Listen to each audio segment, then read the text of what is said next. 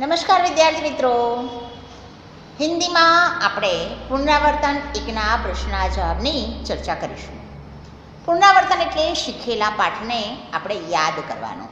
આમ તો પુનરાવર્તન તમારે જાતે જ કરી લેવાનું હોય, છતાં પણ આપણે અત્યારે ઓનલાઈન અભ્યાસ કરીએ છીએ એટલે એક વખત આપણે એની ચર્ચા કરી લઈએ, કારણ કે આપણી પરીક્ષા પણ માર્ચ મહિનાના પહેલા વીકમાં આવી રહી છે, તો પરીક્ષાની પણ એ બહાને તૈયારી આપણે થઈ શકે. प्रश्न एक है, निम्नलिखित प्रश्नों के उत्तर लिखिए. प्रश्न एक, मनुष्य क्या क्या कर सकता है? तो कविता 5 में मनुष्य शू नहीं करी सकतो ये प्रश्न है, ये बातनी सरस रीते लेखके समझूती आपी है. मनुष्य पहाड़ों को तोड़ सकता है, नदियों के बहाव की दिशा बदल सकता है, मिट्टी से अमृत निकाल सकता है, धरती और आकाश को एक कर सकता है. इस तरह मनुष्य असंभव लगने वाली सारी बात कर सकता है. प्रश्न 2, बेटी की क्या क्या तमन्ना है? बेटी तारा बनना चाहती है, वह धरती पर चांद की तरह चमकना चाहती है, उसकी इच्छा दुनिया रूपी बाग में फूल बनने की है, वह तितली बनकर हवा में झूमना चाहती है. इस तरह बेटी के दिल में कई तरह तरह की तमन्नाएं हैं. प्रश्न 3, राजकाज का काम कैसे अच्छी तरह से चल सकता है? हजरत अली ने बात करी है. हजरत अली राजकाज के लिए राज की मोमबत्ती जलाते थे. अपना काम करने के लिए वह राज की मोमबत्ती बुझाकर अपनी मोमबत्ती जलाते हैं. निजी काम के लिए राज की मोमबत्ती जलाना उनकी नज़र में चोरी और हरामखोरी थी.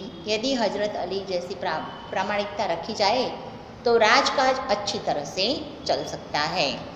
तो તમે સમજી શકતા હશો કે આ જ વાત આપણા દેશ માટે પણ લાગુ પડે છે.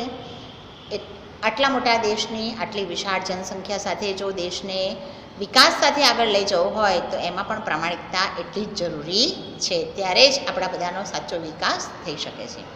પ્રશ્ન 4, चौथी स्त्री का बेटा सचमुच हीरा था, क्यों? तो सच्चा हीरा पाठ ने याद करिए. चौथी स्त्री का बेटा बहुत ही सीधा साधा और सरल स्वभाव का था.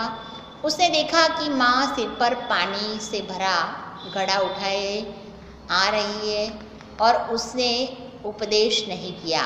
वह माँ के पास गया, उनके सिर से घड़ा ले लिया और अपने सिर पर रख दिया. घड़ा लेकर वो घर की ओर चल पड़ा. इस तरह अपनी माँ के प्रति सच्चा सेवा भाव देखकर उसने खुद को सच्चा हीरा साबित कर दिया. जो संस्कार जे छे ए व्यवहारथी आपणने स्पष्ट देखाई आवे तो ए खरेखर ए वगर बोले ए साचो हीरो छे एने पुरवार करी आव्यो. आप माता पिता को कौन कौन से काम में मदद करते हैं? तो आम तो तमे जे काम में मदद करी शकता होय ए जवाब लखवानो होय, पण थोड़ीक आपणे एनी पण चर्चा करी लईए. मैं माँ के कहने पर बाजार से चीज़ ले आता हूँ. इन चीज़ों में साग सब्जी, दवाइयाँ, फल, अन्य छोटी मोटी वस्तुएं भी होती है. मैं घर की साफ सफाई में माँ की मदद करता हूँ. पिताजी के लिए लिखे पत्र डाक खाने में पत्र पेटी में डाल आता हूँ. धोबी के वहाँ से कपड़े ले आता हूँ. अपने कहने के अनुसार खाने पीने की चीज़ें लाता हूँ. इस प्रकार घर में अनेक कामों में जितना शक्य हो सकता है उतना माता पिता को मदद करने का प्रयत्न करता हूँ.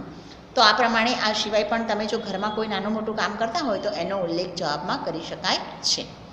प्रश्न 6, डॉक्टर कलाम ने ईमेल से क्या सीख दी है? खूब ज महत्वनो प्रश्न है. डॉक्टर कलाम साहब ने कहा है कि हम सरकार चुनने के लिए मतदान कर निश्चित न हो जाए. हम ऐसा न सोचें कि हमारी सारी जिम्मेदारियां चुनी हुई सरकार उठाएगी, हमारे सारे कामकाज सरकार करेगी. हम कागज़ भी कूड़ेदान में डालने की तकलीफ नहीं कर सकते हैं. सामाजिक जिम्मेदारियों के बारे में भी हमें अपना स्वार्थ नहीं देखना है. बाहर से दहेज का विरोध करके चुपके से दहेज लेना बहुत ही गलत बात है. जो हम बोलते हैं वही हमें करना चाहिए. इस प्रकार इस ईमेल में डॉक्टर कलाम ने हमें एक सच्चे नागरिक के रूप में अपनी जिम्मेदारियों निभाने को कहा है. विद्यार्थी मित्रों, धोरण 7 में बीजो एक प्रश्न आवे छे कि रूपरेखा पर आधार પર કહાની લખીએ। અહીંયા તમને એક સરસ મજાના મુદ્દા આપ્યા છે। એ મુદ્દાઓનો ઉપયોગ કરી આપણે સુંદર વાક્યો બનાવી ફકરાઓ પાડી અને મુદ્દાસર આપણી વાર્તા લખવાની છે।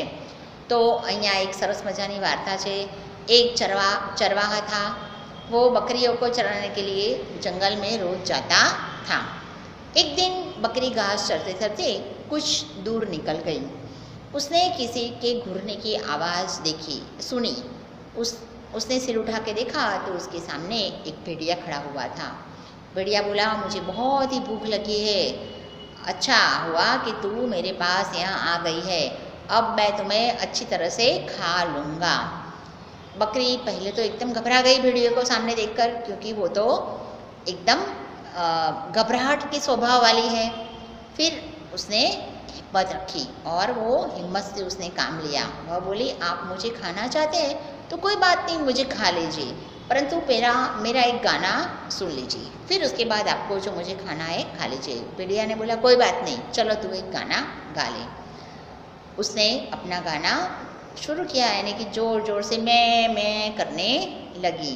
तो उसका जो चरवाहा था वो उसको ढूंढ रहा था कि मेरी बकरी कहाँ चली गई। वो उसको ढूंढ ही रहा था और इधर उधर घूम रहा था। तो उसने वो मैं की आवाज़ सुनी, तो वो उसी दिशा में आगे आया कि आवाज़ कहाँ आती है। तो उसने और वो जब नज़दीक आया और भेड़िया ने देखा कि चरवाहा आ गया है, तो वो वहाँ से भाग गया और इस तरह चरवाहा के आने से बकरी की जान बच गई। तो અહીંયા इधर हमें सीख मिलती है कि मुसीबत में हमें घबराना नहीं चाहिए। हिम्मत और युक्ति से यदि हम काम लेते हैं तो हमारी मुसीबत दूर हो सकती है। तो અહીંયા વિદ્યાર્થી મિત્રો, આજે આપણે પ્રશ્ન પહેલા અને બીજાની ચર્ચા કરીશું, કારણ કે પુનરાવર્તન છે। બીજા પણ મહત્ત્વના પ્રશ્ન છે, તો આપણે આના પછીના વિડીયોમાં એની ચર્ચા કરીશું। તો આવજો।